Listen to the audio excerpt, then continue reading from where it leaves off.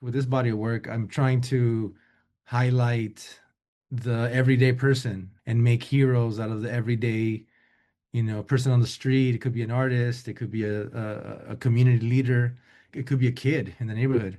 And so I like to blow them up and do them a large scale on the street so that they can see themselves in their own neighborhood.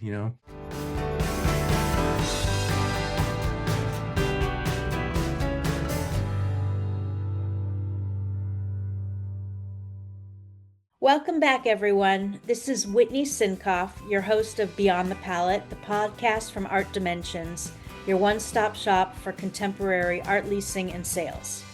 We're now back in the podcast groove, airing on the second Wednesday of every month, and we've got new music by the talented Kobe Brown and great new interviews. I am thrilled to be talking with Man One today. Man One is a multi-award winning artist, illustrator, curator, and entrepreneur. Born in East Los Angeles, he developed his love of art here in the City of Angels and developed his skills as a graffiti artist. Man One attended Loyola Marymount University, where he earned his BA in Fine Arts. And in addition to paintings on canvas, he is known for his incredible murals in and around LA. All of Man One's work, though, is about putting the power of art in the hands, hearts, and minds of people all over the world. He has conducted workshops for young people to help foster mutual respect and understanding. Man One founded Cruest Gallery in 2002 in Los Angeles, which legitimized graffiti art as a valuable and collectible art form. And to this day, the gallery gives graffiti artists a venue to showcase their artwork. Man One truly believes that art can heal and that a more beautiful, fair, and just world can be facilitated through the power of art. Hey, how are you? Hey Whitney, doing well. How about you? I'm well, thank you. Thank you so much for taking time out of your busy day. Happy to be here. Happy to have you. All right, why painting for you rather than another medium like sculpture or photography? I don't know. I guess I started drawing when I was a little kid, though the tool that was the easiest to get my hands on were crayons and pencils. So I started drawing from very early on and just drawing on paper and anything I could get my hands on. So my first love is really drawing, to be honest. Like I love to draw. From that, I went on and started experimenting with painting and color and all that. And of course, eventually, we got into graffiti art. But yeah, I mean, it all started from just being able to whatever I had around me, whatever tools I had around me, and those were happened to be pencils and crayons and markers. So So it you just went from started there. at a very early age. Yeah, I mean, my mom has stories that like the very first day of like kindergarten, I drew this tiger and I don't remember it, but she tells me the story and that the teacher called her back like and said, "You have to come back to school." And my mom thought I was in trouble. And when she got back, she said, "No, no, I just wanted to show you, do you know your son is really talented in terms of drawing?"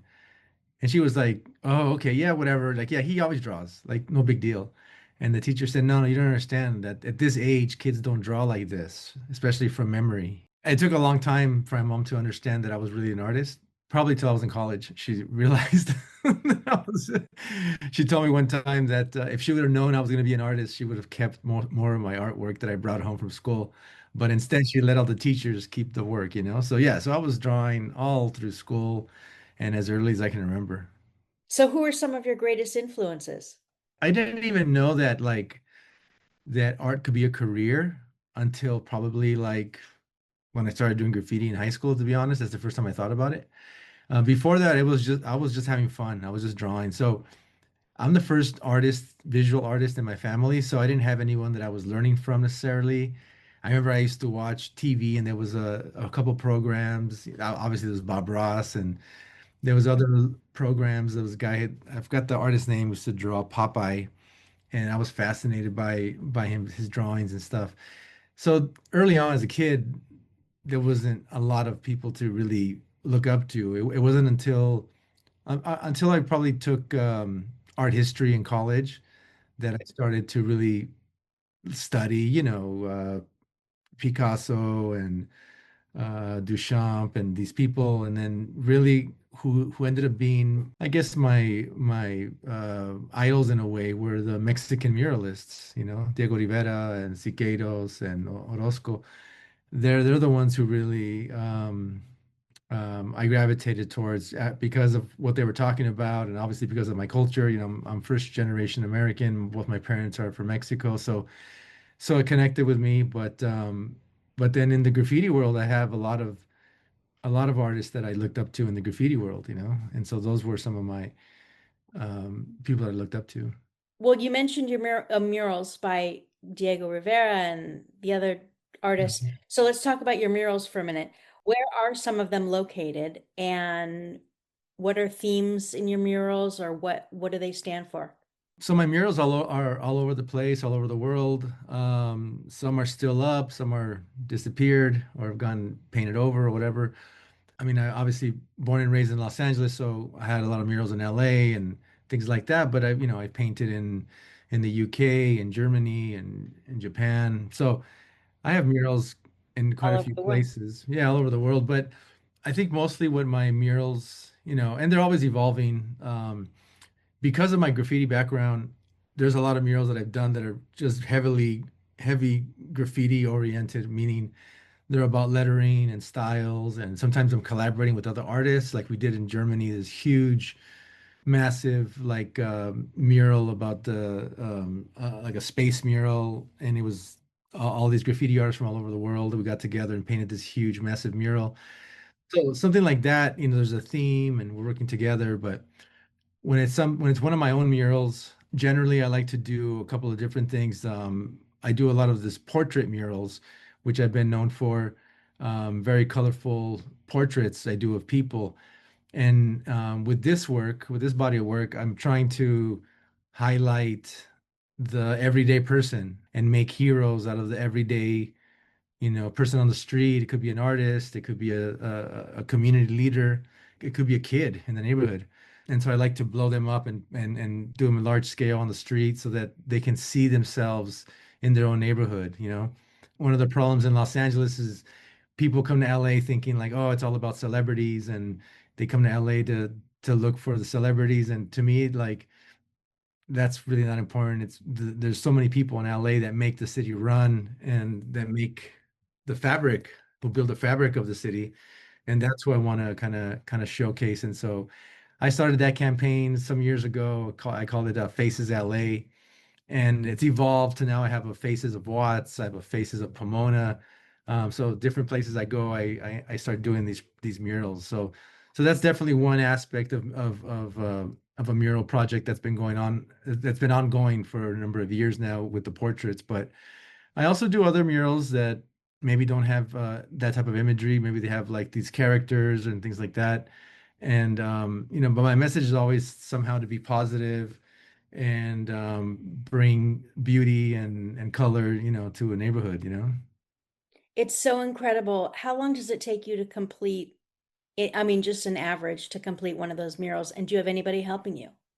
Yeah, so the murals depend. I mean, it could be done in one day, or it could take, 4 weeks for something that's like 86 feet tall, like the one I have in El Monte.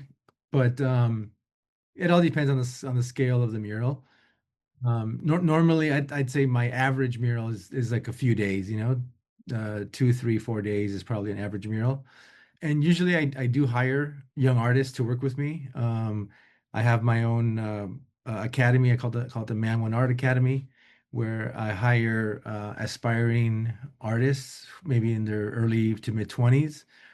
And these are artists who are just starting and want to know the ropes. They want to know how to get clients, how to write contracts, how to pitch a mural project, all these things. And so I kind of take them under my wing and I bring them on these mural projects, especially. And it's kind of like on the job training, and they get paid to work with me, and hopefully a few months later they can go on their own and get their own projects. God, what an education. That's just incredible. How many in the academy? Usually it's like one or two at a time. and each time it's probably, it varies, but it could be like 2 to 4 months of the mentorship program. The issue obviously is always fundraising, because I'm always trying to fundraise to get money so I can, because I want to pay these artists. I don't want, I don't believe in free labor, or even though I did a lot of that growing in, when I was growing up. I did a lot of free internships. I don't believe in that anymore, especially me being in a situation where I can, I want to educate them, but I also want them to make a living. It's not an easy thing to be an artist, and I want to encourage, these young people that, like, you should be making a living. So if someone wants to find out about who's listening right now, if someone wants to find out about the Academy, Yeah. where is there a website? Or I mean, I'll mention your website, which is It's just man1.com. Yeah, you could go to man1.com, they can see the academy up on one of the it's up on top of the website. You'll see it.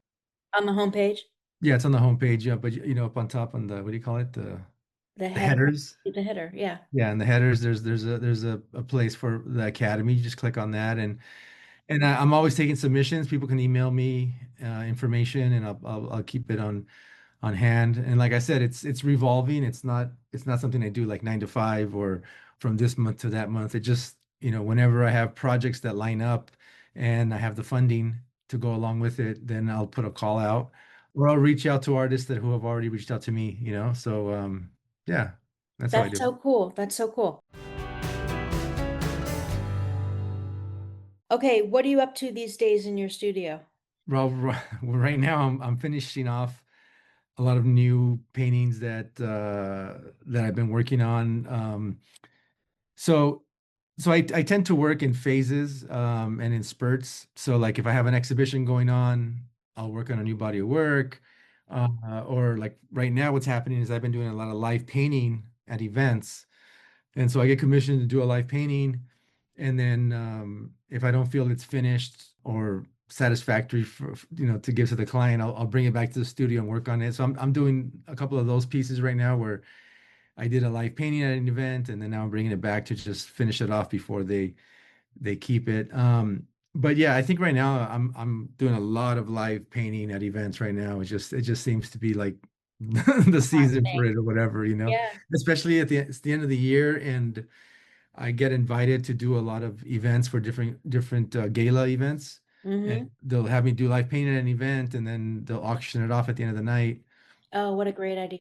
and they raise money for their foundation or for their nonprofit or Profit. whatever. Yeah. So I just did one last weekend for the Jonathan Art Foundation. I'm doing one this week for this arts and climate conference, and then I'm also, for Day of the Dead in Riverside, I'm doing 2 days of live painting at the festival. So yeah, right now it's like that season. Wow, how fun. Is it fun to do that? I love it. I love it. I think it's out of all the things that I do, murals is my number one thing. Like I love you can't beat doing a mural, right? For me, that's the ultimate. But in terms of painting canvases and doing artwork, live painting for me is so much fun, because I've developed a different style over the years. The way I do live painting now has changed from the way I used to do it, 20 years ago. Before, I used to come with a plan and a concept and a sketch, and now I don't do that anymore. Now it's 100% freestyle. I don't have an idea what I'm going to do when I start, and I just know how much time I have, and what Size materials I of can the canvas. use. And Yeah, and the yeah, size. and so I get the canvas, and I just go to town, and whatever happens happens. And what I found out is, I mean, that came from years of practicing and doing it on stage and at events and all that. What I figured out really was that when people are at these events, it's really about how they feel at the event. And I'm painting as part of the entertainment of the night or whatever. And so whatever vibes are happening, and I'm capturing them, like, you can't replicate that. People aren't really interested in exactly what I'm painting and how good it looks or not, or how perfect it is. I think it's this part of the vibe of the event, and they walk away with at the end of the night seeing a piece of art that developed from nothing, and it's part of the experience. So they walk away with an experience that you really can't replicate, and so it's just a lot of fun. I get to do that all the time. Oh my God. I think that's a brilliant idea. If I ever have an event, I'd like you to live paint. Yeah, please. I would. I totally would. So, what are your favorite materials to work with and why? My number one love is spray paint. Obviously I fell in love with art because of graffiti when I started doing it in high school. I love how quickly you can paint with a spray can, how big you can go and how quickly it dries and you can go over it. And like for me, there's like no mistakes when you're using spray paint. So for me, that's like the ultimate. But not every event I can use spray paint because sometimes it's indoors Right. or it's at a dinner and they don't want So, to do you use smell. acrylic or do you use oil? I'll use acrylics. Yeah, Dry faster. oils dry too. It takes too long to use oils to dry and all that. But also for what I've used oils in my career, and I've done oil paintings in the past, but now I really stay away from them. I just can't stand the smell. It's weird. It's way more potent than spray paint. Yeah, so I kind of don't use oils unless I have to. But at these events, I'll use my favorite is to be able to use all the materials or any tools that I want. So for example, I will spray paint the image, and then in the background, maybe I'll use markers to write words or things like that. So I have all kinds of markers from really thick and sloppy ones to really small and fine ones, and then and create texture. And then I'll spray paint over that. And then at the very end, I'll come in with I like using oil pastels, and I hit highlights and make designs over the images with the oil pastels, and it creates a nice like texture, Yeah, like a because dab. spray paint is so smooth, right? And so sometimes you have to like dirty it up a little bit. Yeah. What is the difference between graffiti art and street art? Yeah. Or is there a difference? The simplest way I can express it is that graffiti art is a subculture, as where street art is anyone can do it, and it's a one person point of view. Think of all the biggest street artists, right? Banksy or Shepard Fairey or whoever, and what they do is singular. It's like their vision, they do it on the wall, but sometimes it's a mural, sometimes it's wheat pasting, sometimes it's a sculpture, sometimes it's an installation. It could be all kinds of stuff. But it's basically something they create in the studio and then go put it on the street. In graffiti art, you learn on the street. So you're not creating stuff in the studio and then it's just installing it on the street. You're actually The street is working your the street. palette. The Yeah, street yeah. is You're your actually canvas. you're looking for the right canvas. You're especially when it first started, it's illegal. So you're like have to figure out how to get in and get out. You have to do it in the middle of the night or whatever. So there's all these things that you need to do in order to be able to paint on the street. One of the things that happens is you need people to help you do that, right? Because as a graffiti artist, like there's rules and like I said, it's a whole subculture. So you have to know what you're doing on the street, and someone has to teach you, and you have to learn from people, and you learn from your peers, and then you pass it on to the next generation. So it really is a subculture. And so that's the biggest difference is that the way I look at it is kind of like street art is kind of a umbrella term. And, graffiti art could be placed under that. So can murals, and other forms of art they're done on the streets. But graffiti art really is a subculture in and of its own, and has rules and hierarchy, and it has community. What's the community of graffiti artists in Los Angeles? You must know hundreds, but Yeah, there's in LA is thousands and thousands of graffiti artists. My generation, I'm like the second generation graffiti artist generation in LA, and I started in 87. The first generation started around 82 or 83 in LA, in terms of the like hip hop graffiti style, right? The style that came from New York. Because before that, there was already like gang graffiti in LA. That's a whole other thing, but there's still that stylistically that still existed in LA before. So LA graffiti is kind of a mix of the gang graffiti and the New York hip hop graffiti. So, like I said, I came from the second generation of LA graffiti artists, and now there's, I mean, thousands and thousands, and around the world there's hundreds of thousands. But you get to know a lot of them, or some people from different crews, because a lot of graffiti artists are part of crews, and they paint together or whatever, and that's how you get to know each other. And that actually, it's really great because before the internet, when I used to travel around the world, I could just make a phone call to a friend in New York, and then he would give me the number to some guy in Berlin, and then I will be able to stay at in someone's place in Berlin, and they would show me where to go paint and where to go do stuff. It was always a network, it was an underground network within our community, Yeah, it's and wonderful. we still have that, but now it's a lot easier because now you have social media and all that stuff, so it's a Right. lot easier to do that. Yeah, Cruest, you founded in 2002. right. And where is the gallery located so people will know who are listening? Well, can give you a little bit of the history. So I started in 2002 and ran it for 10 years, the physical gallery. It was in downtown LA until 2012. And at that point, we closed the gallery. It still exists online under crewsshop.com. And I still, sell artists' work and products and stuff like that. But in 2014, we relaunched it as Crew Studio. And so Crew Studio is run by myself and my partner Scott Power. He runs the day-to-day on that business.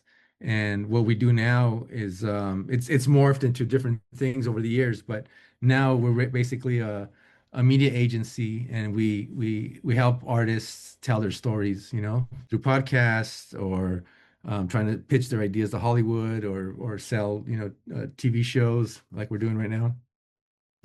So yeah, so we do a lot of different media kind of things. So we moved away from the gallery, and now we're doing Like, different spaces that but we're still helping artists. We're still just trying to get them to be recognized, to be seen, and to make money. amazing. If someone wants to get involved in the studio, how would they go about that? Like I said, we run the Crew Studio a little bit different. It's we don't have a gallery that we show artists, or we're not representing artists at all. Oh, you, Um, okay. in that way, what we're doing is we're supporting different creatives. So Okay. if we run into a project that we really can get behind and we're Passionate about, interested in yeah. helping develop, people pitch us stuff all the time. So I was wondering that. Yeah. so yeah, you could pitch us all day if you want, and we may or may not be interested. But the good thing is we get to pick who we want to work with and who we don't want to work with, and what projects we believe in that we'll put our brains behind. Like right now, we just shot a pilot for a TV show, well, a show, I should call it just a show that's called Art House, and we're trying to sell that show, and let's see where it goes. We do things like that. I think most of the things that we go after are things that we come up with on our own, Okay. or properties that we own. When I did the gallery, we did a lot of A lot of shows. exhibitions. Yeah, a lot of shows. We did like over 100 shows in 10 years and over 2,000 artists we worked with. So we have a kind of a big portfolio of shows to choose from. And we did a lot of unique shows, which are still resonating with folks. And so sometimes we go back out and do those shows at certain places or for clients or whatever. So yeah, it's just a different model now that we're doing. We're definitely not a gallery anymore. Okay. Um, but You're a but we just studio. like to support, whatever artists we can. Wonderful. Do you ever get painter's block? And if so, how do you deal with it? As a professional artist, I don't have time for painter's block. Like, for me, it's what I do every day, and every day is different. That's what keeps me kind of inspired and going.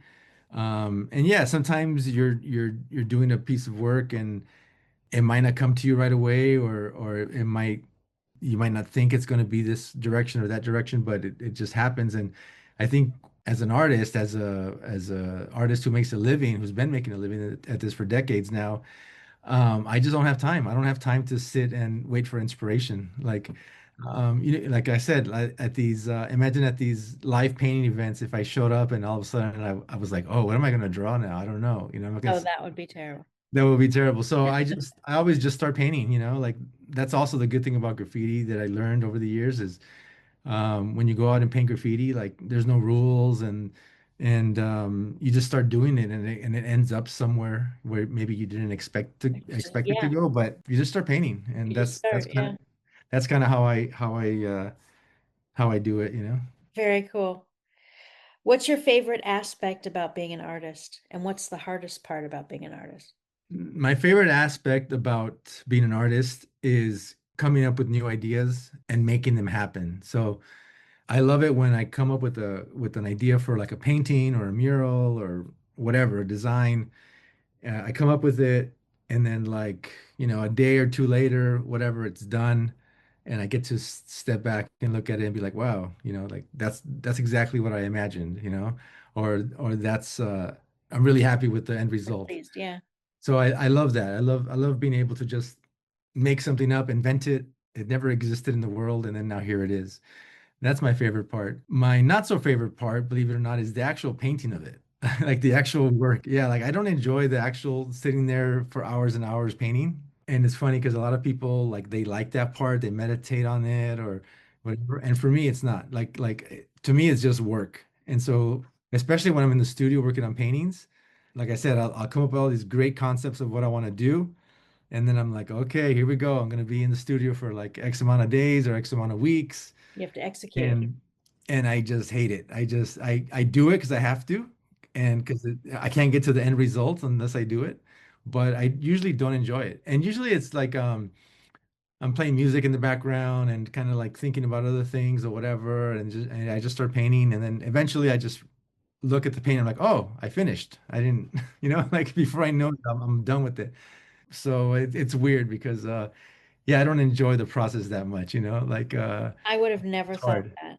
That's Yeah, and when doing murals, it's even double that because not only are you painting, but you're physically moving around, climbing ladders, going up and down. And so it becomes not only just a mental thing, but it becomes a physical thing. yeah, So it's even twice as hard when you're doing murals, yeah, yeah. And the scale, I mean, it's Yeah, huge.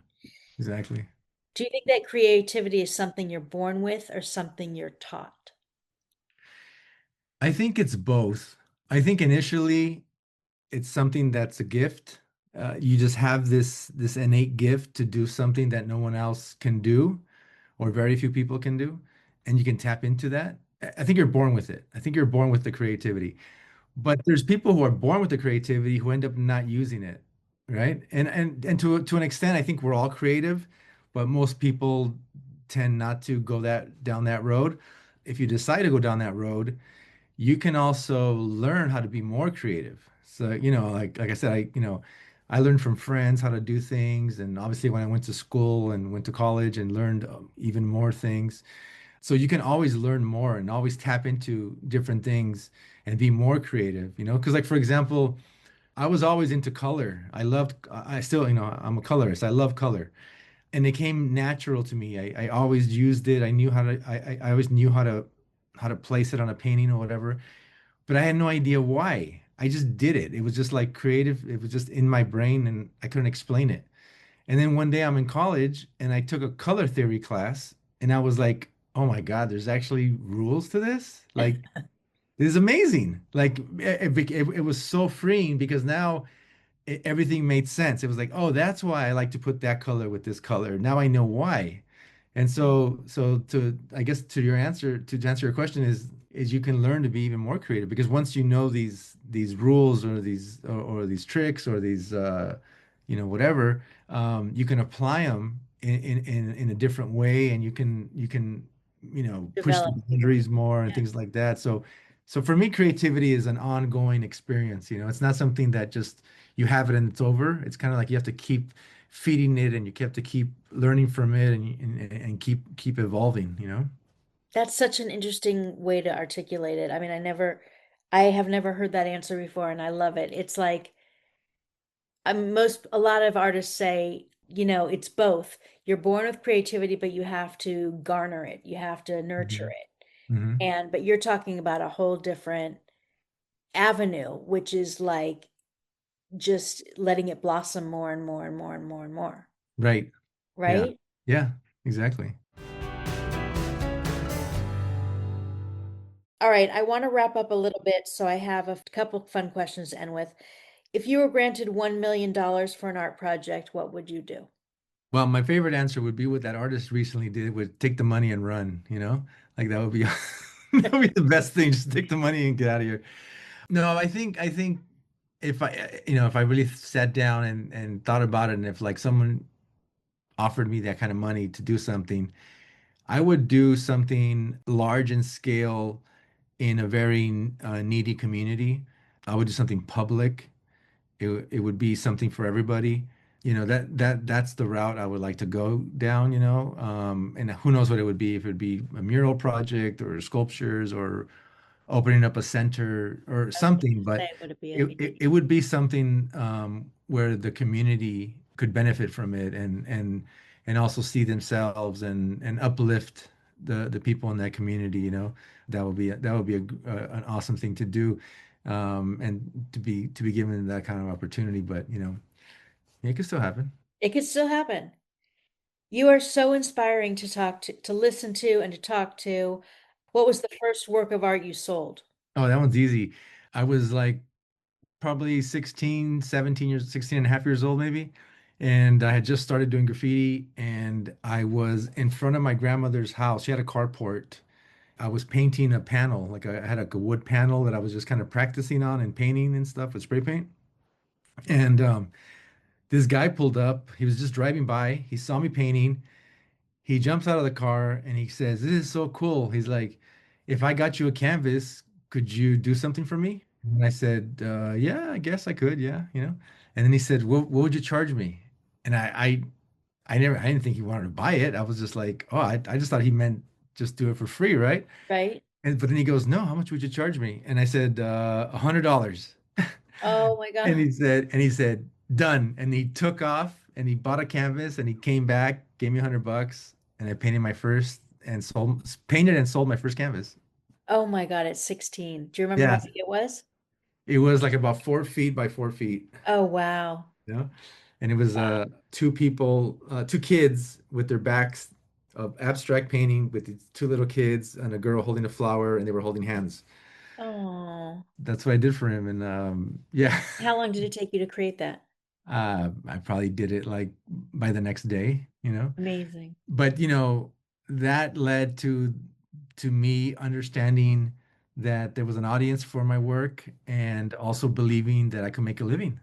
Very early on, I was like, "Oh yeah, I can make a living doing this," even though at the time in 1987 there was nobody making a living doing graffiti. There was no one, there's no professional graffiti artist or whatever. And I used to tell my friends like, yeah, we could sell canvases, we could make a living, and they used to laugh at me and all that. And it took many, many years to prove these people wrong. But then, even when I opened up the gallery, I started representing them and selling their work. So it just, luckily these things fell into place and gave me the ability to think like outside the box and understand that this could be a viable, art form. It's just so inspiring. Your career. I want to mention your website again to the listeners, which is man1.com. I want to thank you for being a guest on the podcast today. I want to tell everyone out there, please look at Man One's images at artdimensionsonline.com. On the homepage, click the word artists in the upper right-hand corner, scroll down to Man One's thumbnail, click on that thumbnail image, and it will take you to his page with his amazing paintings, which you can buy or lease through Art Dimensions. And be sure to follow Man One on Instagram. His Instagram handle is at Man1Art. You can also follow Art Dimensions, which is at Art Dimensions. So before we sign off, Man One, is there anything else you want the listeners to know about you? I don't know so much, but just thank you for having me on. I hope people Thank continue to you for follow being here. their, yeah, I just hope that people continue following their dreams and their passions, and that podcasts like this help them like pursue that. So thanks for doing this. That's my goal. Oh, my pleasure. My pleasure. Hmm. Thank you, everyone, for tuning in. If you're feeling extra creative, please rate and review this podcast on Apple Podcasts. That's how we expand our audience. Be sure to tell your art loving friends and family about the show.